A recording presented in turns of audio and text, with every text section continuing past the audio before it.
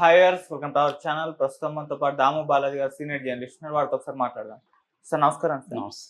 Sir anchor స్వేచ్ఛ suicide చేసుకొని చనిపోయిన తర్వాత వాళ్ళ పేరెంట్స్ వర్షన్ మనం విన్నాం. అంటే పూర్ణచందర్ పైన ఆరోపణలు చేశారు. ఆ తర్వాత పూర్ణచందర్కు రియాక్ట్ అయ్యి ఒక లెటర్ రిలీజ్ చేశారు. వాళ్ళ పేరెంట్సే దీనికి కారణం అన్నట్టు ఆయన వర్షన్ చెప్పుకొచ్చారు. ఇప్పుడు పూర్ణచందర్ వైఫ్ స్వప్న కూడా బయటకు వచ్చి ఒక వీడియో రిలీజ్ చేశారు. మరి ఆ వీడియోలో ఏముంది, ఆమె వర్షన్ ఏంటి, ఆమె ఏం చెప్తుంది సార్ స్పెషల్గా? ఇందులోకి ఒక కొత్త పాత్ర ఎంటర్ అయినట్టు ఈ స్టోరీలకు మనకు అర్థమవుతుంది. ఎందుకంటే ఇప్పటివరకు ఏం జరిగిందని చూస్తే బేసిక్గా స్వేచ్ఛ ఆత్మహత్య చేసుకున్న తర్వాత వాళ్ళ నాన్న కానీ అమ్మ కానీ పూర్ణచంద్రని దీనికి కారణమని ఆరోపించారు. ఆ తర్వాత పూర్ణచంద్ర ఒక లెటర్ రిలీజ్ చేశాడు. ఆ లెటర్లో స్వేచ్ఛకి నాకు ఎటువంటి విభేదాలు లేవు, నేను చాలా బాగా చూసుకున్నాను. స్వేచ్ఛ కూతురు అరణ్య, ఆ అమ్మాయిని కూడా నేను ఒక కన్న తండ్రి స్థానంలోకి వెళ్ళి ఆ అమ్మాయి బాగోగులు, చదువుకు సంబంధించిన ఫీజులు, ఆ అమ్మాయిని కేంద్ర విద్యానిలయంలో చేర్చడం, ఇవన్నీ కూడా నేను చేశాను. అలాగే ఫంక్షన్ కూడా 5 లక్షలు పెట్టి ఆ అమ్మాయికి మెచ్యూర్ ఫంక్షన్ చేశాను. సో వాళ్ళ నాన్న ఒక మాట అన్నాడు, అదేంటంటే ప్రతి 2 సంవత్సరాలకి ఒక వ్యక్తిని తీసుకొచ్చి ఇతనే మీ అల్లుడు అని పరిచయం చేస్తావు, నేను తలదించుకోవాల్సి వస్తుంది, నేను పీడిఎస్లో పనిచేస్తాను, నాకు గౌరవం ఉంది అని ఆయన మాట్లాడడం. సో ఇది ఆ అమ్మాయిని హర్ట్ చేసింది అని చెప్పాడు. ఒక రకంగా ఇండైరెక్ట్గా స్వేచ్ఛ ఆత్మహత్యకి వాళ్ళ నాన్న కారణం. ఇంకా బ్రాడ్గా చెప్పాలంటే వాళ్ళ అమ్మ నాన్న కారణం. చిన్నప్పుడే ఆ అమ్మాయిని 6 నెలల వయసులోనే వాళ్ళ బంధువుల ఇంట్లో వదిలేసి వీళ్ళు ఉద్యమాల్లోకి వెళ్ళిపోయారు. అప్పటి నుంచి అమ్మాయి బాధ ఉంది. అట్లాగే అమ్మాయికి మానసిక సమస్యలు కూడా ఉన్నాయి. డాక్టర్ దగ్గరికి కూడా నేను అనేకసార్లు తీసుకెళ్ళాను. మొన్న కూడా అరుణాచలంకి తీసుకెళ్ళమంటే తీసుకెళ్ళాను. ఇదంతా అతను చెప్పాడు. దీని తర్వాత ఈ లెటర్ బయటకు వచ్చిన తర్వాత స్వేచ్ఛ కూతురు అరణ్య మీడియాతో మాట్లాడుతూ నన్ను అబ్యూజ్ చేశాడు, నన్ను బ్యాడ్ టచ్ చేశాడు కొన్ని ప్లేసుల్లో. సో అట్లాగే మా అమ్మను నన్ను కలవనిచ్చేవాడు కాదు, ఒక రకంగా మేము ఇద్దరం ఎనిమిస్లాగా ఉండేవాళ్ళం, ఇదంతా కూడా ఆ అమ్మాయి చెప్పింది. దాని తర్వాత డ్రామాటిక్గా మొన్న నైటు అర్ధరాత్రి దాటిన తర్వాత పూర్ణచంద్ర వాళ్ళ అడ్వకేట్స్ శ్రవణ్తో కలిసి వెళ్ళి చిక్కడపల్లి పోలీస్ స్టేషన్లో సరెండర్ అయిపోయాడు. దాని తర్వాత అక్కడ చిక్కడపల్లి ఏసీపీ రమేష్ కుమార్ మీడియాతో మాట్లాడుతూ ఇతను కన్ఫెస్ చేశాడు, నా వల్లనే ఆమె చనిపోయింది, నేను 2009 నుంచి ఆమెకు పరిచయము, అప్పుడు ఆ తర్వాత అప్పటికే ఆమెకి ఒక హస్బెండ్తో విడాకులైంది. దాని తర్వాత 2016-17 విడాకులకి నేనే కారణము, నేనే చెప్పాను నువ్వు నీ హస్బెండ్తో విడాకులు తీసుకో, నా భార్య దగ్గర నేను కూడా విడాకులు తీసుకుంటాను, మన ఇద్దరం పెళ్లి చేసుకుందామని నేను చెప్పాను. నేను చెప్పడం వల్లే ఆమె విడాకులు తీసుకునింది. దాని తర్వాత నేను మోసం చేశాను, నేను నా భార్యకు విడాకులు ఇవ్వలేదు.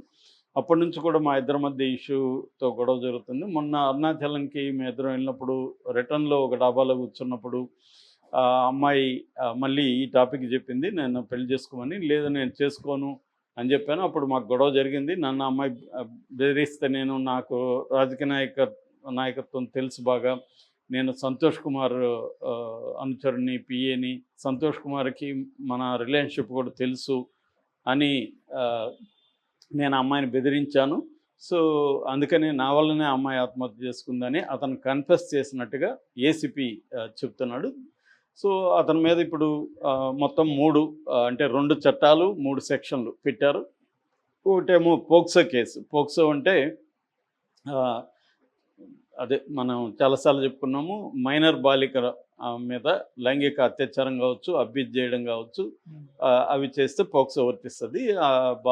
అరణ్య అనే 14 ఏళ్ళ అమ్మాయిని అబ్యూజివ్గా ఇతను చూడడము, తాకడం అవన్నీ చేశాడు కాబట్టి పోక్సో కేసు పెట్టారు. ఆ అమ్మాయి కూడా కంప్లైంట్ కూడా ఇచ్చిందని చెప్తున్నారు. అలాగే తల్లిదండ్రులు ఇచ్చిన కంప్లైంట్ మేరకి బిఎన్ఎస్ భారతీయ న్యాయ సంహిత సెక్షన్ 69, సెక్షన్ 108 2 పెట్టారు. 69 ఏమో మోసపూరితమైన వాగ్దానాలు ఇచ్చి సెక్సువల్గా వాడుకోవడాన్ని నేరంగా 69 పరిగణిస్తుంది. దీని కింద 10 ఏళ్ళ వరకు జైలు శిక్ష ప్లస్ ఫైన్ ఉంటుంది.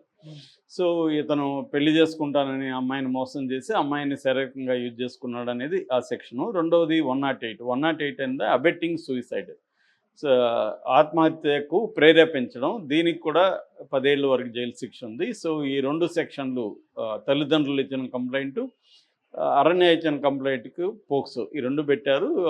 సండే మేజిస్ట్రేట్ దగ్గర తీసుకెళ్తే ఆయన 14 రోజులు రిమాండ్కి ఇచ్చారు. చెంచల్గూడలో ఉన్నారు. ఈ నేపథ్యంలో అర్లీ మార్నింగ్ నుంచి ఒక వీడియో వైరల్ అవుతుంది. అదేంటంటే పూర్ణచందర్ భార్య స్వప్న, ఆ అమ్మాయి పేరు. ఆమె రంగంలో దిగింది. ఆమె ముఖానికి మాస్క్ వేసుకుని ఒక వీడియో పెట్టింది. ఆ వీడియోలో ఆమె ఏం చెప్తుందంటే, ఇట్లా స్వేచ్ఛ నాకు మా హస్బెండ్ ద్వారా పరిచయము. అయితే నాకు బిగినింగ్‌లో వీళ్ళకిద్దరికి రిలేషన్‌షిప్స్ ఉన్నది తెలీదు. తర్వాత ఒకరోజు స్వేచ్ఛనే నాకు ఫోటో పంపించింది, వీళ్ళిద్దరున్న ఫోటో. అది నేను చూసి షాక్ అయ్యాను.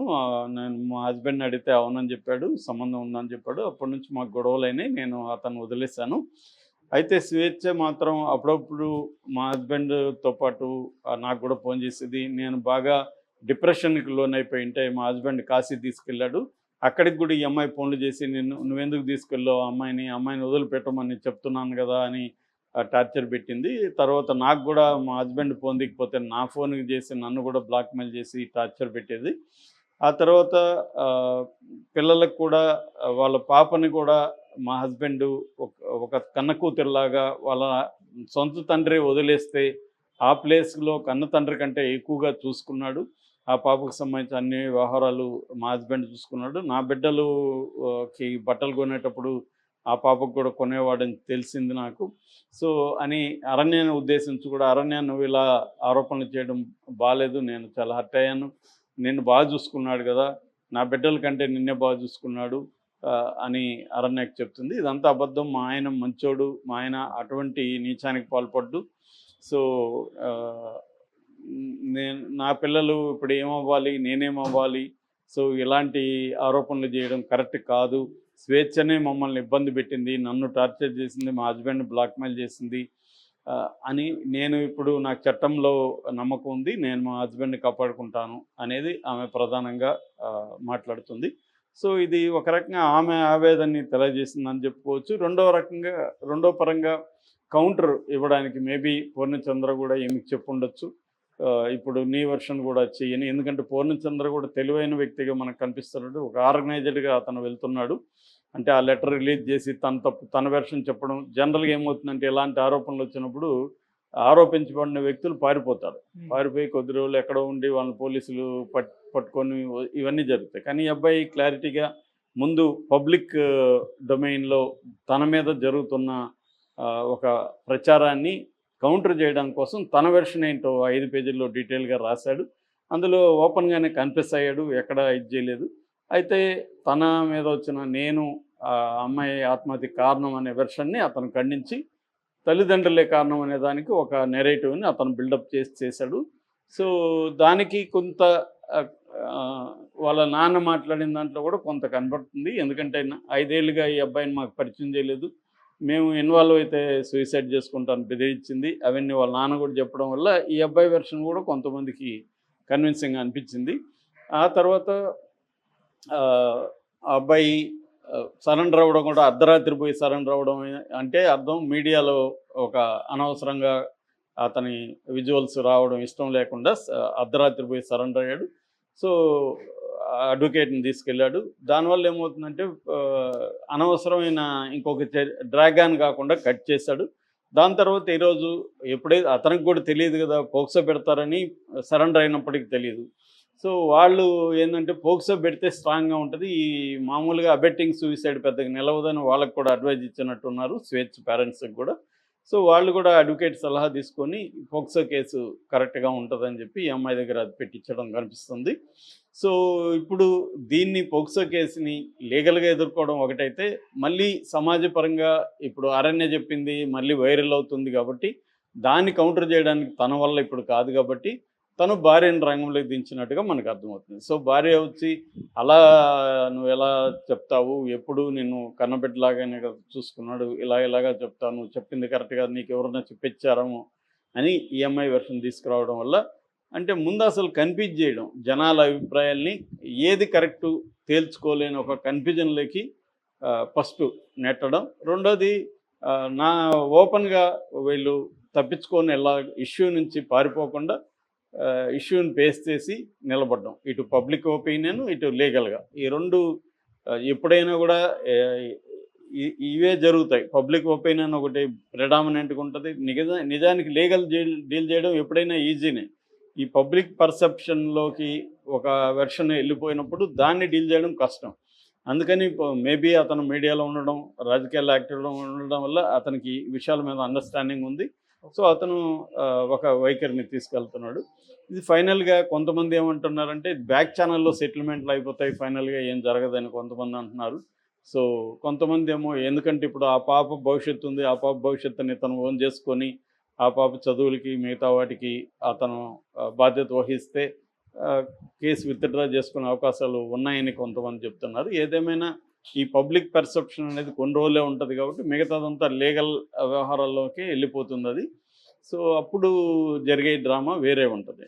ఏదేమైనా స్వేచ్ఛ ఉదంతం అనేది ప్రస్తుతానికైతే 2 తెలుగు